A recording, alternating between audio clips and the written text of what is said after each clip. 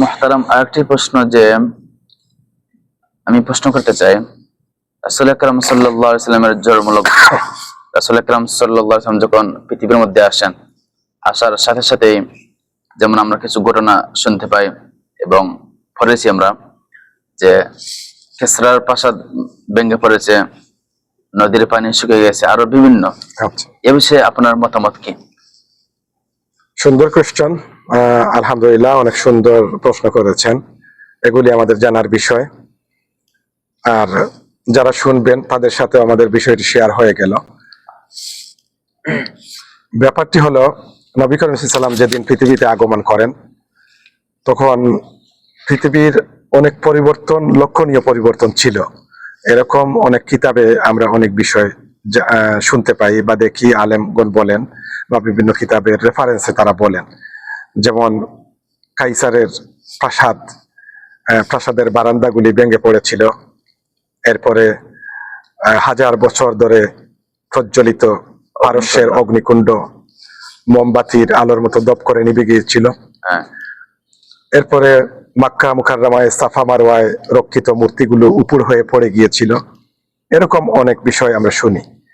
তো প্রকৃত কথা হলো, আসলে এই ঘটনাগুলি এসেছে একটি কিতাবে, দালাইলুন নাবুওয়া কিতাব। সেটি হচ্ছে, সেই কিতাবে এই বিষয়গুলো তুলে ধরা হয়েছে। ইমাম বাইহাকি রহমতুল্লাহি আলাইহি দালাইলুন নাবুওয়া কিতাবে নবী করিম সাল্লাল্লাহু আলাইহি ওয়াসাল্লামের জীবনের অনেকগুলি ঘটনা প্রবাহ তিনি সেখানে সংকলন করেছেন। এরপরে ইসফাহানি রহমতুল্লাহি আলাইহি তিনি লিখেছেন। এরপরে ইবনে কাসির রহমতুল্লাহ আলাইহি বিদায়া ওয়ান নিহায়া সেখানে সন্নিবেশিত করেছেন। তো তারা যে লিখেছেন, বিশেষ করে ইমাম বাইহাকি রহমতুল্লাহ আলাইহি দালাইলুন নাবুওয়া কিতাবে যা তিনি সংকলন করেছেন, তিনি যেভাবে পেয়েছেন বিষয়গুলি আমাদের জন্য তিনি এভাবে তুলে রেখেছেন, যাতে করে আমরা উপকৃত হতে পারি। এই কিতাবগুলোতে যে বিষয়গুলো আমরা ঘটনা প্রবাহ পাই, সেগুলি যদি হাদিসের সাথে রিলেটেড হয়, তাহলে এই বিষয় নিয়ে আমাদেরকে যেতে হবে মুহাদ্দিসিনদের কাছে, এই ব্যাপারে তারা কি বলেছেন। তো এই যে ঘটনাগুলি, এগুলির ব্যাপারে মুহাদ্দিসদের তারা যে তাহকিক করেছেন, সেখানে তারা ইসনাদের দিক থেকে এই ঘটনাগুলি খুব বেশি শক্ত এরকম বলেন নাই, দুর্বল রেওয়ায়েতে আছে। তবে আরেকটি বিষয় খেয়াল রাখতে হবে, বর্ণনার ক্ষেত্রে কিছুটা দুর্বল রেওয়ায়েত যদি থাকে, তাহলে সেটা একদম ফেলে দেওয়ার মতো না, কিন্তু যদি অন্য কোনো শক্ত হাদিস এটাকে অ্যাভয়েড না করে, এই হলো একটি বিষয়। তবে এটার শক্তিশালী ইসনাদ নেই, পাওয়া যায় না। আমরা যখন এই বিষয়গুলি আলোচনা করব, তখন যেভাবে আমরা পেয়েছি এবং তাহকিক সহ আলোচনা করব, তখন মানুষের কাছে আসল মেসেজটুকু যাবে। এই হলো কথা। আল্লাহ রাসূল সাল্লাল্লাহু আলাইহি সাল্লামের জীবনে আপনি জানেন, গবেষকরা একটা হিসাব করেছেন, প্রায় 4500 মুআজিজা ঘটেছে, যেগুলো কোরআনে আছে কিছু, আর হাদিসে সহিহ হাদিস দ্বারা স্বীকৃত আছে। সহিহ হাদিস দ্বারা আমরা পাই অনেকগুলি মুআজিজার কথা। এরকম মুআজিজা যেগুলো একদম সহিহ, সন্দেহাতীত ভাবে প্রমাণিত, এরকম প্রায় 4500 মুআজিজা নবী করিম সাল্লাল্লাহু আলাইহি সাল্লামের জীবনে ঘটেছে। আমরা সেগুলি আলোচনা করব বেশি বেশি, যেগুলির ব্যাপারে ইসনাদ শক্ত রয়েছে, নস শক্ত আছে, আমরা সেগুলি নিয়ে আলোচনা করব। যেমন আল্লাহ নবী সাল্লাল্লাহু আলাইহি সাল্লাম একবার মক্কার উপকণ্ঠের একটি গোত্রের কাছে গিয়েছিলেন। এটি হচ্ছে ওই যে হুজন ওভার ব্রিজের কাছে, কাবা শরীফের একদম নিকটে, সাফা পর্বতের পাশ দিয়ে যদি আপনি মুআল্লাম আকবারার দিকে যান, সাফা মারওয়া, হ্যাঁ, ওই দিকে যদি যান, তাহলে যাওয়ার সময় রাস্তায় পড়বে, এখানে একটি মসজিদ আছে, সেটি হলো মসজিদে সাজারা। নবী করিম সাল্লাল্লাহু আলাইহি সাল্লাম সেখানে একটি গোত্রের কাছে দাওয়াত দিতে গিয়েছিলেন। তারা তো নবীজির দাওয়াতকে অ্যাকসেপ্ট করলোই না, বড় পৃষ্ঠ প্রদর্শন করে চলে যাচ্ছিল। আবার নবীজি দাওয়াত দিচ্ছেন, কেউ শুনছে কেউ শুনছে না, এরকম যেন কোনো গুরুত্বই নেই।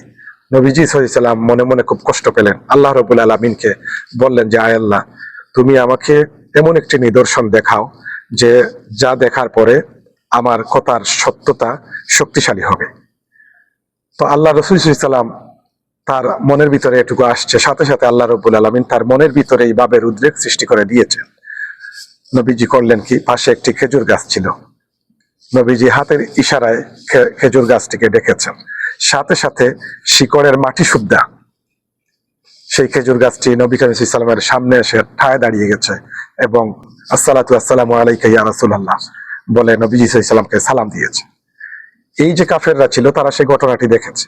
এটি দেখার পরে অনেকে ঈমান এনেছে, আবার অনেকে একদম জীবন্ত একটি মুআজিজা দেখার পরেও তারা কিন্তু ঈমান আনে নাই, আগের মতোই পৃষ্ঠ প্রদর্শন করে তারা চলে গেছে। নবীজি আবার এই খেজুর গাছকে ইশারা যখন দিয়েছেন চলে যাওয়ার জন্য, তখন যথাস্থানে গিয়ে খেজুর গাছটি আবার ঠায় দাঁড়িয়ে গেছে। এটি হচ্ছে নবীজি সাল্লাল্লাহু আলাইহি সাল্লামের জীবনের একটি মুআজিজা।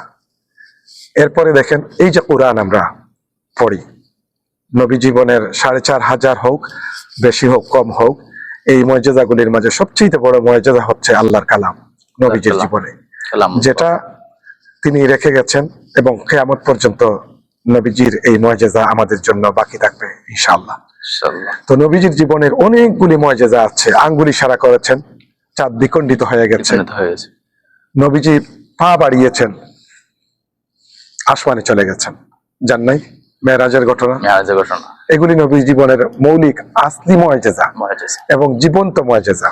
আমরা এগুলি বলবো, আমরা এগুলি বেশি বেশি না বলে বলি কি, একদিন নবী মুস্তাফায় রাস্তা দিয়ে হাইটে যায়, কি যেন হরিণ একটা বান্দা ছিল গাছেরই তলায়, এইরকম অবাক অবাক করা আমরা মুআজিজা মানুষকে শুনাই, যেগুলার কোনো ভিত্তি নাই। আমার কথা হচ্ছে, আমার রাসূল, আমাদের প্রিয় নবী মুহাম্মদুর রাসূলুল্লাহ সাল্লাল্লাহু আলাইহি ওয়াসাল্লামের জীবনকে, শান মানকে তুলে ধরার জন্য আমাদেরকে বাড়া করা দরকার নাই, আমাদেরকে অন্যের কাছ থেকে দাঁড় করা দরকার নাই। নবীর জীবনে যে মুআজিজাগুলি ঘটেছে সেগুলি যদি আপনি বলেন, আপনার তো 3 ঘন্টা, 4 ঘন্টা, 5 ঘন্টা, 5 দিনেও তো শেষ করতে পারবেন না।